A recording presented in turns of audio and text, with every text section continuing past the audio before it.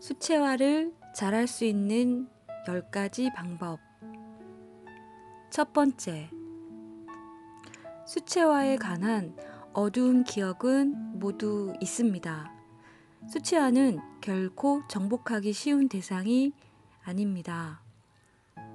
물과 물감의 양을 잘 조절해 색을 만들어야 하며 민감하기 이를 데 없는 붓을 사용해야 합니다.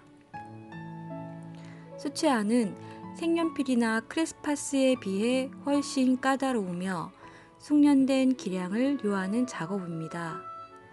물감과 붓을 다루는 방법에 대한 기초 교육이 무시된 채 진행되었던 초등학교 미술 시간을 기억할 것입니다. 대부분은 그리면 그릴수록 점점 엉망으로 변하는 그림에 좌절해야만 했고 마침내 스스로 미술의 소질이 없다는 확신에 찬 결론을 내릴 수밖에 없었습니다. 그리고 지금까지 수채화는 막연한 동경의 대상으로 남고 말았죠. 그래서 수채화는 어려운 그림이라는 고정관념부터 없애야 합니다. 기초적인 이해가 수반이 되면 수채화는 꽤나 재미있는 놀이입니다. 두 번째, 잘 그린 그림에 대한 고정관념을 없애야 합니다. 잘 그린 수채화에 대한 고정관념은 세잔의 정물화 이후 근 100년 동안 변한 것이 별로 없습니다. 특히 대상과 닮아 보일수록 잘 그린 그림이라는 사실 표현 중심적 사고는 대부분의 초보자들이 벗어버리기에는 너무 힘든 무거운 갑옷과 같습니다. 특이한 그림 혹은 재미있게 그려진 그림이 똑같이 그린 그림보다 훨씬 잘 그린 그림이라는 믿음으로 굳게 무장하시기 바랍니다. 때로는 왼손으로 그린 그림이 오른손으로 그린 것보다 더 멋져 보일 수 있습니다. 누가 뭐라고 해도 내가 즐겁게 그린 그림이 최고라는 신념이 있다면 두려울 게 없습니다. 사람도 조각처럼 잘생긴 외모보다 어수룩하지만 따뜻한 인간미에 더 정이 가는 것처럼 그림 역시 어딘가 부족한 듯 해도 그 나름의 매력을 풍기는 그런 그림에 더 큰 점수를 줄 수 있습니다. 세 번째, 간단하고 쉬운 그림부터 시작합니다. 어떻게 하면 쉽고 간단하게 그릴까를 생각하기 바랍니다. 말을 잘하는 사람일수록 알아듣기 쉽게 간단 명료한 표현 그림도 똑같습니다. 그런데 우리는 그동안 너무 복잡하고 힘든 표현에 익숙해 있습니다.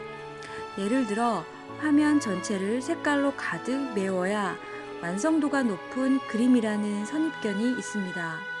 이것은 그릇된 서양 미술 중심의 교육관에서 비롯된 것입니다. 저 역시 화면 가득 색칠을 하지 않았다는 이유로 선생님께 꾸지람을 들은 기억이 있습니다. 흰 종이의 여백을 충분히 살려 먹의 농담만으로 단아하게 그린 한국 전통의 수묵화가 주는 멋은 화려한 색감의 서양화에서는 느낄 수 없는 경지입니다. 우리의 한국화가 사군자로 시작해서 산수화로 발전하듯 간단한 소품부터 그리기 시작해 점점 복잡한 풍경이나 인물에 도전해보기 바랍니다. 네 번째, 먼저 수채화의 특성을 파악합니다. 어떤 사람은 그림을 못 그리니까 그림을 배울 필요가 없다고 말합니다. 이 말은 무엇이건 처음부터 잘하는 사람은 없으니 아무것도 배울 필요가 없다는 말과 같습니다. 수채화는 다른 어떤 재료보다 기초를 잘 익혀야 합니다. 재료의 특성을 이해하지 않고서는 자신이 원하는 표현이 불가능하기 때문입니다. 수채 물감은 매우 민감한 재료이므로 무척 조심스럽게 다루어야 합니다. 이미 칠했던 색을 똑같이 다시 만드는 것이 거의 불가능하니 넓은 면적을 칠할 때는 충분한 양을 미리 만들어 놓아야 합니다.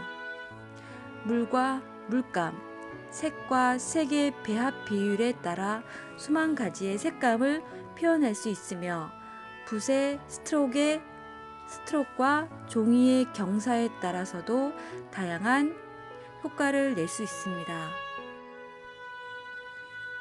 5번째, 흉내 내는 것부터 시작합니다.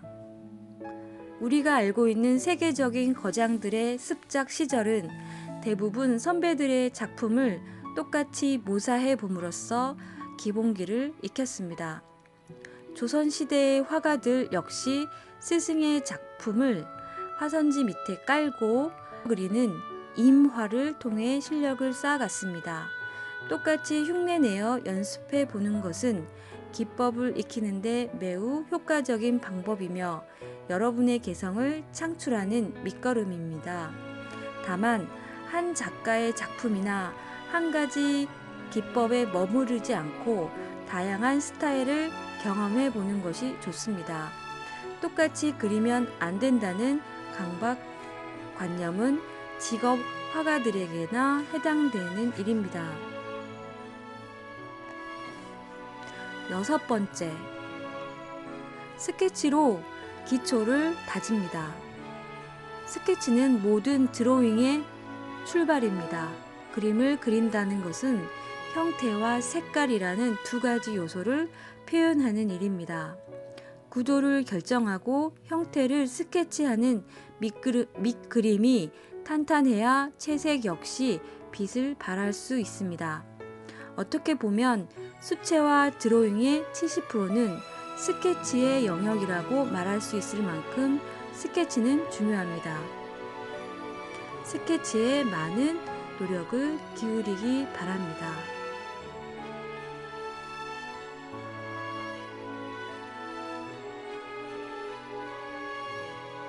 7번째, 즐기면서 그립니다. 모든 예술의 속성은 놀이입니다. 즐겁지 않으면 의미가 없습니다. 저는 가끔 학생들에게 이를 악물고 즐기자라는 역설적인 표현을 쓰는데, 즐기되 건성으로 대충 즐기는 것이 아니라 최선을 다해 노력하는 가운데 즐거움을 찾자는 뜻입니다.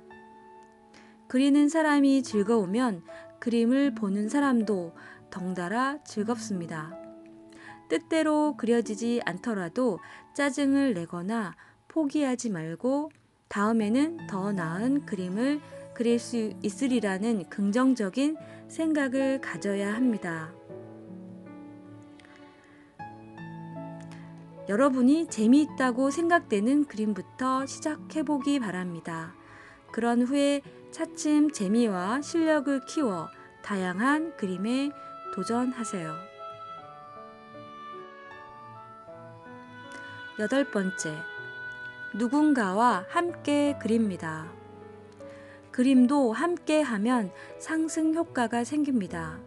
가까운 가족이나 친구, 특히 자녀와 함께 수채화를 시작한다면 즐거운 시간을 함께 나누고 서로의 결과를 비교하면서 훨씬 빠르게 기량을 향상시킬 수 있습니다. 인터넷의 동호인 모임에 참가해 선배들의 조언을 귀담아 듣는 것도 좋습니다. 가까운 일본에는 약 2,000개의 아마추어 수채화가 모임이 있어서 활발하게 교류가 이루어지고 있다고 하니 조금 부끄러운 생각도 듭니다. 9번째, 실패를 두려워하지 않습니다. 우리는 흔히 실패작이라는 말을 쓰는데 미술의 실패란 없습니다. 보다 성공적인 그림을 위한 과정일 뿐입니다. 오래전 음악을 전공한 친구가 제게 한 말이 기억이 납니다. 나도 미술을 할 걸 그랬어. 미술은 지우고 다시 그릴 수 있잖아. 저 역시 비슷한 얘기를 해드리고 싶습니다. 미술을 선택하길 잘 하셨습니다. 우리는 지우개가 있고 또 다른 도화지가 얼마든지 준비되어 있습니다. 틀리면 지우고 또 틀리면 또 지우세요. 마음에 들 때까지 지우고 또 지우고. 그리기를 반복하다 보면 언젠가는 마음에 드는 좋은 그림 한 점이 여러분의 거실벽을 화려하게 장식하고 있을 겁니다.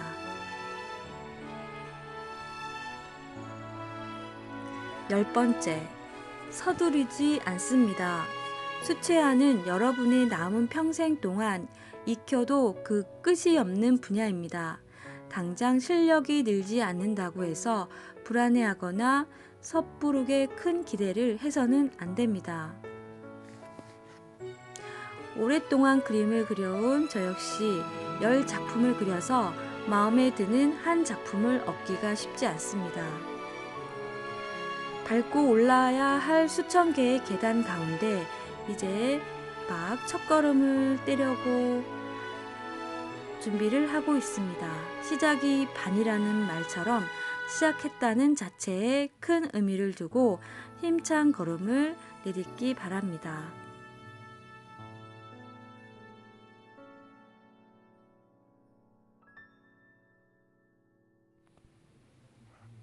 진선 아트북 수채화 쉽게 하기 김중원 지음